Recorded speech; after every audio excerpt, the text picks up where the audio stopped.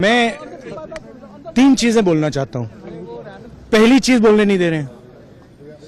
मोदी जी घबराए हुए हैं। आपने देखा जो ट्रेड डील 4 महीने से रुकी हुई थी 4 महीने से कुछ बदला नहीं। किसी न किसी कारण, जो मैं जानता हूं नरेंद्र मोदी जानते हैं।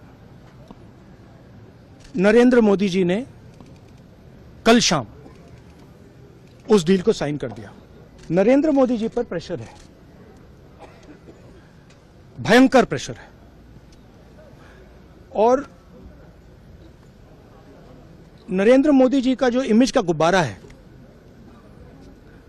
जो हजारों करोड़ रुपए लेकर बनाया गया था, वो फूट सकता है।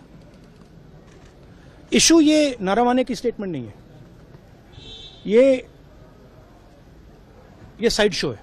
और वो भी जानते हैं, मैं भी जानता हूं।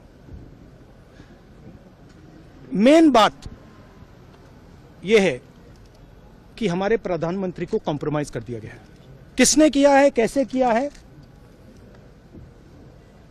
यह हिंदुस्तान की जनता को सोचना है। मगर इतिहास में पहली बार हिस्ट्री में एलओपी को प्रेसिडेंशियल एड्रेस में नहीं बोलने दिया। बाहर बोल दीजिए, जो अंदर नहीं कहा दिया जा रहा है। वो तो ऑटोमेटिकली होगा जी। बट ये आप समझिए, और हिंदुस्तान के जो किसान हैं, आप सब समझिए कि इस ट्रेड डील में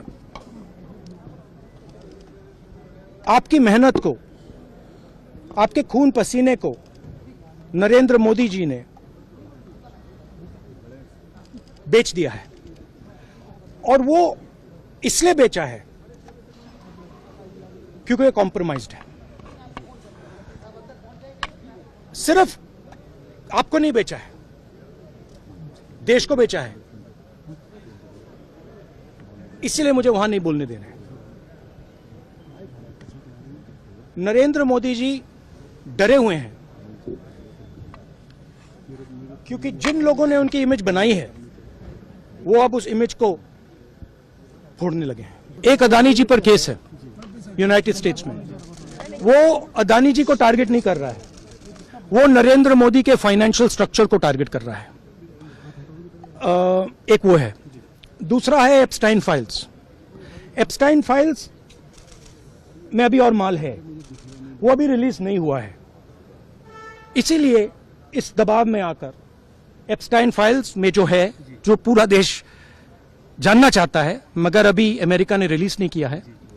और दूसरा जो अदानी जी पर केस है, जो एक्चुअली मोदी जी पर केस है, क्योंकि वो बीजेपी का फाइनेंशियल स्ट्रक्चर है, मोदी जी का फाइनेंशियल स्ट्रक्चर है। तो ये 2 प्रेशर पॉइंट्स हैं।